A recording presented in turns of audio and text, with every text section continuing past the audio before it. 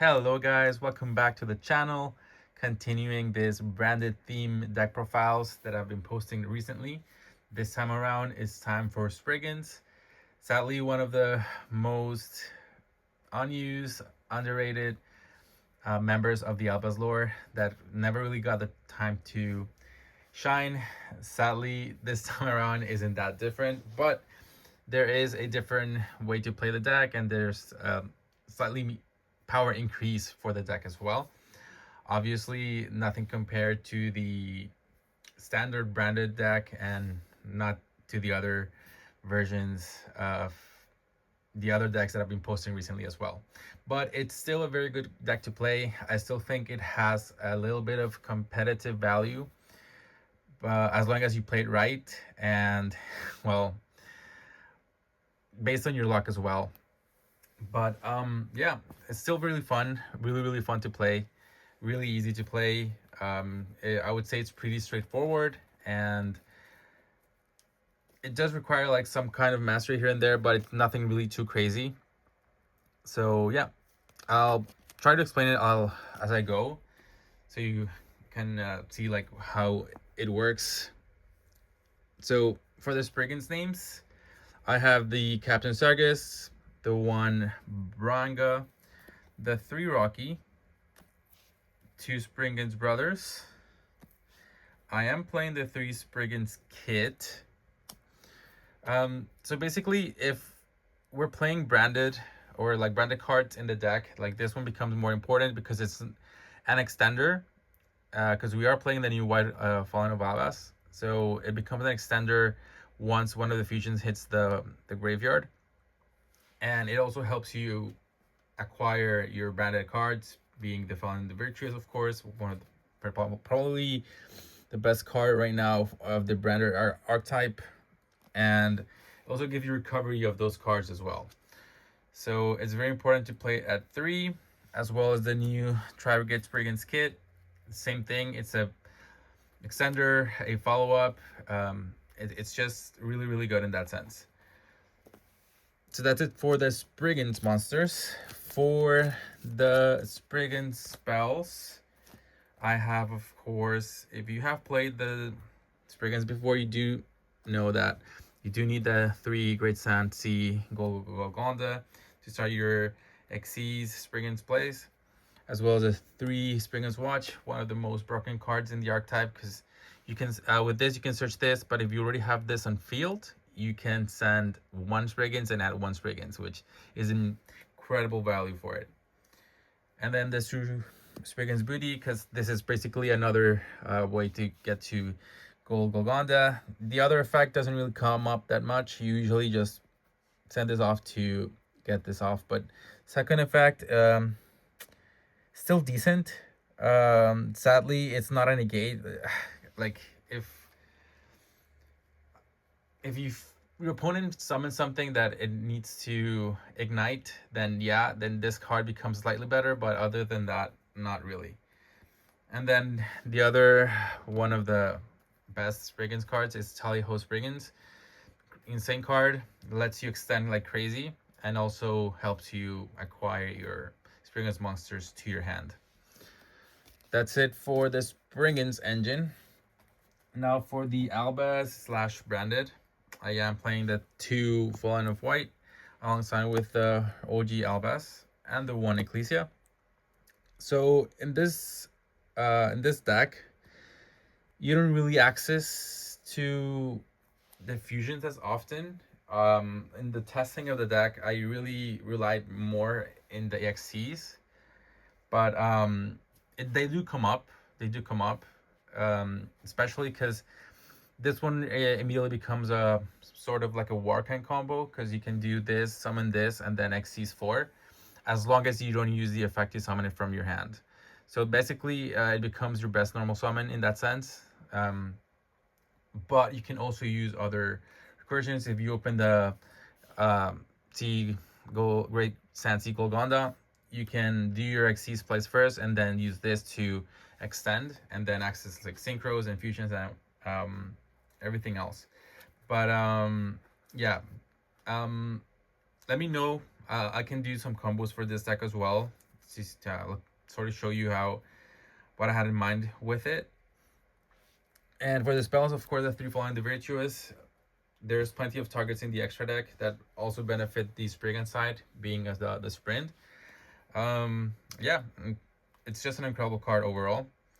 I am playing also the three Branded High Spirits just to have access to this more often. But honestly, in the testing, I really don't think you need this card that much. It doesn't really come up that much because you can still have other plays with the other cards and not necessarily need the Fallen of the White. But it's still a good card.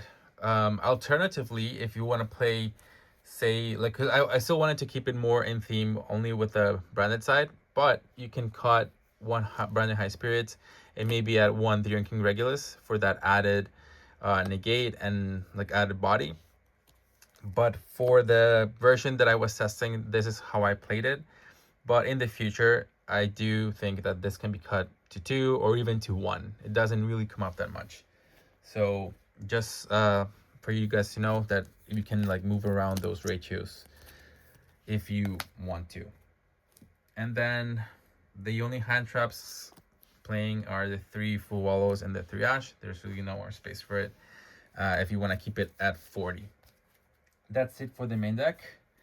For the extra deck, I am playing the one X-Blower, the one Gigantic Champion Sargas, the 2 Merrymakers, and the 2 Gung Ho Springans. This card is insane. It really brought up a huge boost for the deck, and it also is a bridge with Therion, with Albaz, and even an extender for Springans. So it's really, really good. Even if you leave it on board, you can still reattach materials from the grave with all the Springans and keep using the effect. So it's really, really good in that sense. And yeah, it really just brought the whole deck together, because before, like, your only bridge, so to speak, was Branded Fusion, and it wasn't really a bridge because you couldn't summon any of the Xyzs in the turn you activated Branded Fusion. So it was a very, very slow deck. But this card really brings it all together. You can summon Regulus off of this. You can summon Albaz. You can summon Ecclesia. So it's really, really good and really, really easy to make. And then for the final Xyz, I am playing the number F0 Utopic Future Saxel. Really easy to make. You usually end up on this on your opening combo, and then you just turn them into this. And this card is insane because it doesn't let your opponent target anything else on the field. So it pretty much protects you from a lot of cards. And then like cards for example, like the Fallen the Virtuous, because even if they activate that, you can chain this and then it becomes indestructible by card effects and battle, and they have to attack this. So, and it's going to be huge because usually you're going to have this on board, which already gives you like 4k attack, or you're going to have another of the rank 4s. So it boosts you like up to like 6,000, and it's just crazy. For the fusions, I'm playing the 3 Sprint. It's just more heavier caution for the Spriggan side. You can access them more easily during the end phase or whenever you have to send this card to your graveyard. And yeah, it's another easy target for Albaz to fusion, and its second effect pop on columns, it's also really, really good. The one Albion for added consistency to add your Fallen the Virtuous. The one Mirror Jade, because Mirror Jade still really, really good in overall. The one Dragon that Devours the Dogma for the same reason.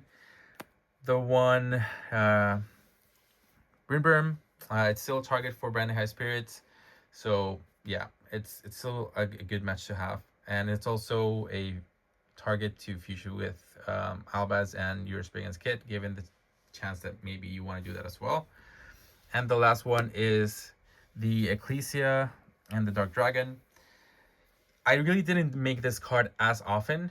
It was more of a Fallen the Virtuous target and like piece of removal to bounce back things back from the field and recover the fusions.